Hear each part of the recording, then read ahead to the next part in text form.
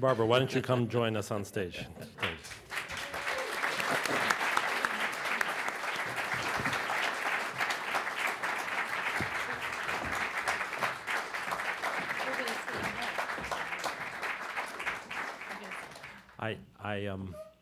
I've known Barbara for a long time, and I remember hearing about Barbara and her work in the archives from my father, who used to enjoy going in and looking and researching the amazing collection. And subsequently, I've had the good luck to be able to have real access to what is truly a treasure trove. And Barbara's work and initiative behind this latest stage of accessibility to the archives is really heroic and I think tremendously exciting for music scholarship. And I really admire the openness and the boundless transparency that I think will be something that music lovers can really benefit from. So why don't you just tell us quickly what this is all about?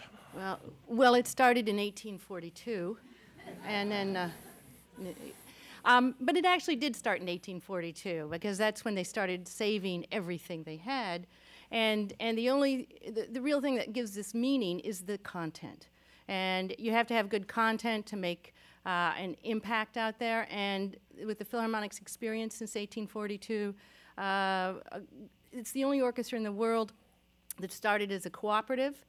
Where the musicians ran themselves, who then hired Gustav Mahler, who hired Toscanini, who hired Bernstein, who hired Alan Gilbert. It's the only orchestra that can boast all of that, and all of that experience has led to an extraordinarily rich archive that we're now going to be making available.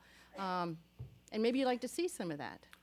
Yeah, I mean, you know. I had a demonstration that Barbara took me and a number of other people on the staff through, and it's really amazing what we can do. So why don't we, one of the examples that I found very exciting because it really includes the visual, the audio, all the different things was the, access to the archives concerning Leonard Bernstein's debut concert back in November 1943. November 14th. Could you just talk us through this? Sure. And we have a great many of the archives team that's prepared this today. And so, Mitch, if you would, let's put in Bernstein and go to the debut program.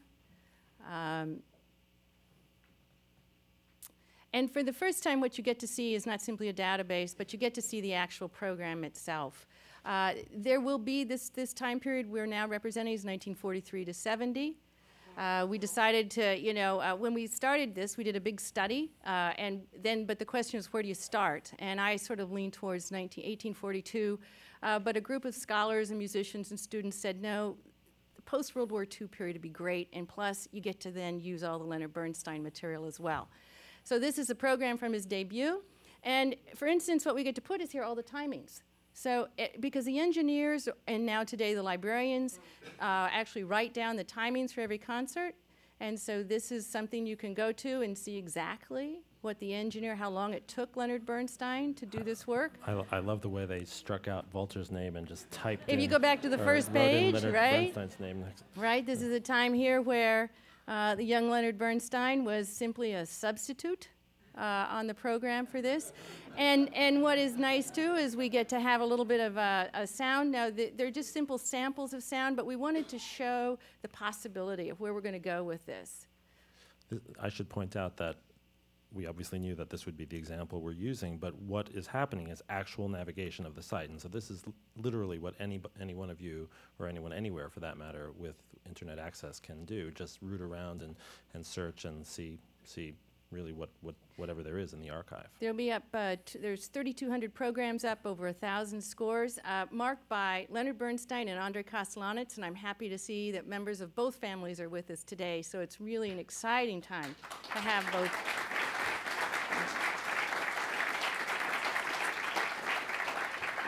Mitch, if you'd like to just play a little start of that. This is the actual radio broadcast of that concert. Good afternoon. United States Rubber Company again invites you to Carnegie Hall to hear a concert of the New York Philharmonic Symphony Orchestra, of which Artur Rudzinski is musical director. Bruno Walter, who was to have conducted this afternoon, is ill. and his place will be taken by the young American-born assistant conductor of the Philharmonic Symphony, Leonard Bernstein. Okay. The pro Of course, there's more in light of time. And then just to show one quick thing, if you go back, the emphasis here is really on the interconnectedness of all this material, so that if you went, right now we'll just start to put up, but you know, can we see that Manfred score that Leonard Bernstein used? And oh, yes, there it is. And you can actually go look at it, and we've actually put up a sample of the sound. We won't play that today, because actually we wouldn't be here today without the Leon Levy Foundation, without Shelby White, without them working with us. And I'd like to ask Shelby to come up, because it's really been a remarkable partnership that we've had. Thank you. Yeah.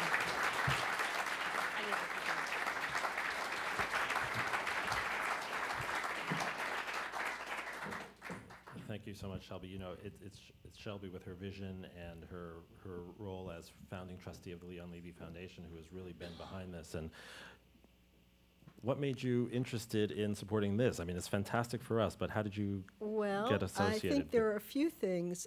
We are a foundation that, since we started 6 or 7 years ago, decided that we were going to support New York cultural institutions. The New York Philharmonic is a great New York cultural institution. We also decided that we wanted to help organizations with their archives, so we went to what we thought were some of the leading institutions and said, we want to help you preserve your archives. We actually discovered that some surprisingly well-known institutions didn't even realize they had archives. So that was a revelation for us. And even more to the point, Leon, my late husband, when he was in City College, was apparently able to get a job checking coats and selling refreshments at Carnegie Hall so he could hear the music. Now, he was very absent-minded, so I can sort of imagine him taking people's coats, but I can never imagine that he got them back. So there may be a lot of old coats waiting to be archived as well. Okay. But anyway, it was the perfect project. And then knowing Barbara and seeing what was available, that Judy Dobrinsky and John Bernstein, who are at the foundation with me, we went and we were just blown away by what was available. And we said, we really have to do this. When she said there were 8 million items, we were a little daunted, but it worked out. I have to say, though, Shelby set the bar very high for us. She wanted everything to look as beautiful as if you were looking at the original, and that it would really show the cross-references when you'd search. And that's what I think we've really done it, and it's been a great team. And the photography is gorgeous due to Ardon Barhama, who's here with us today. And it's been a remarkable experience, and I encourage everyone to take a look. It's also business correspondence. It's all sorts of it's material. Growing. There were fabulous things. There were always surprises.